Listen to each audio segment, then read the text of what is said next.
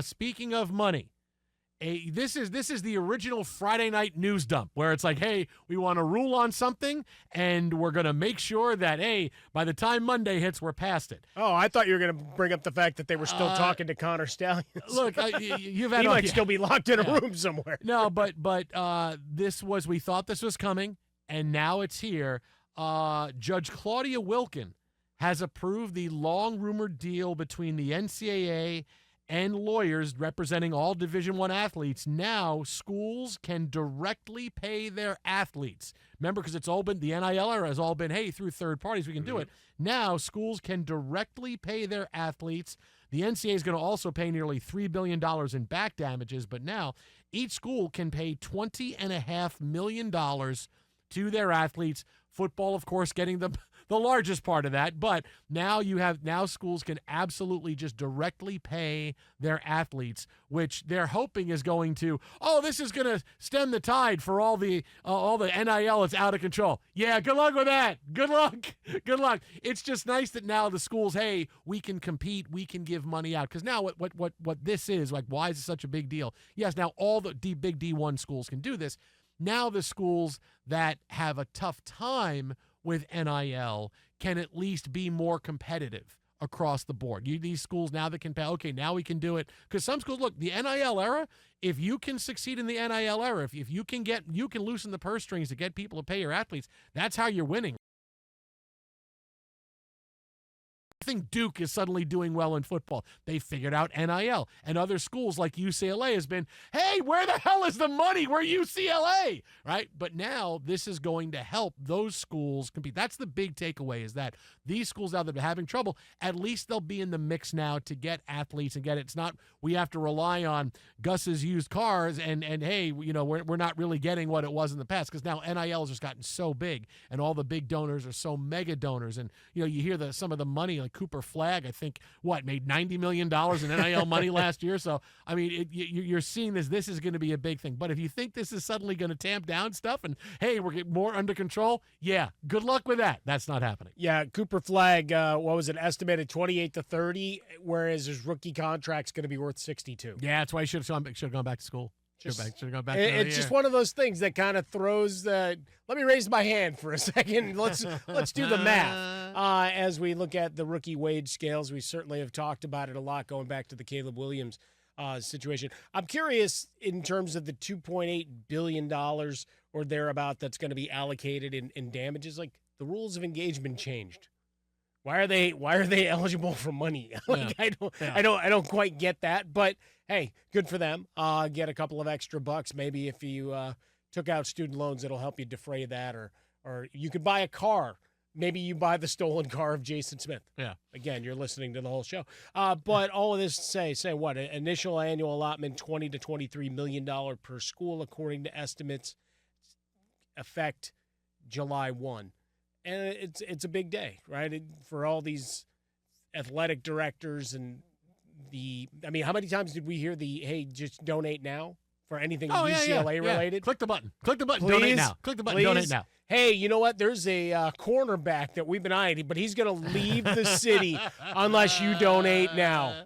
Every dime will go to the recruitment of this young man. Now, look, let me just break this, because it is a lot of inside baseball, and look, I want to give you the right takeaways of this, and this is that, okay, schools are now more competitive, but the big thing, the big BS. You remember an airplane when Elaine tells everybody the plane is lost?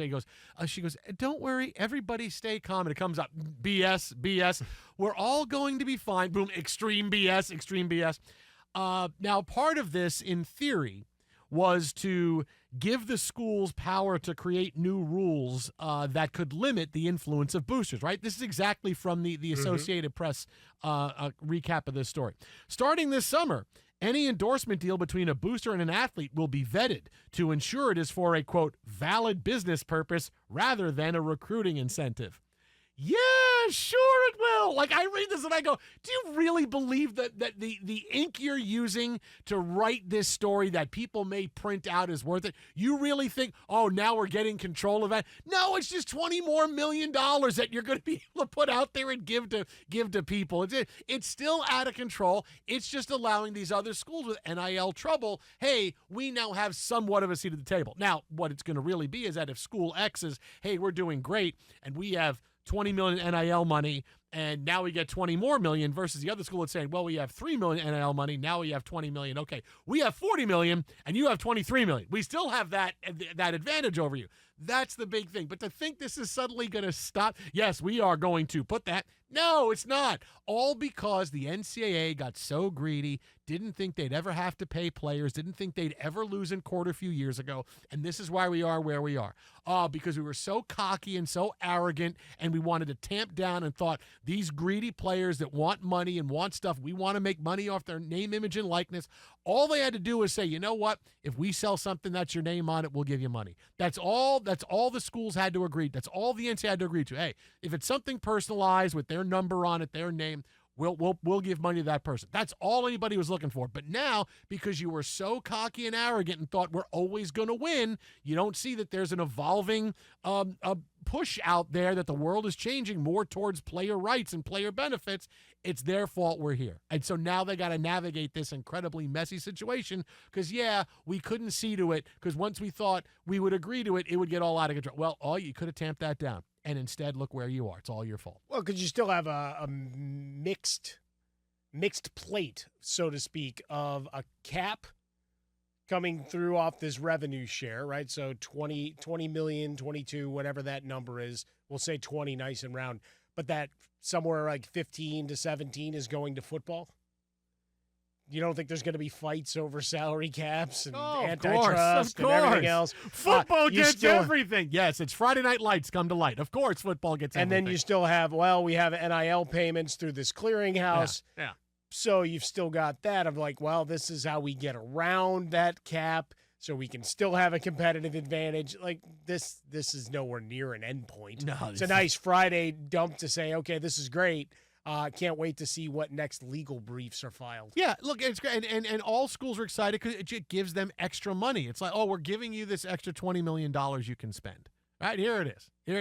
And then next year, it'll just be going up. Be like the salary cap in the NFL. It'll go. This year it's 20 to 23 million. Then it's going to be 25, then 30 million, then 35. Then Goodell is getting involved. And then suddenly big payments are going to go out to people that said that broker deals. Like, let's get salary cap. It's just keep going up and up and up and up and up, right? So it's more money. Hey, more money's out there for the kids. More schools can sit at the table because they have this easily now legally going right from school to player. But if you think for a second this is going to tamp that down, you are insane.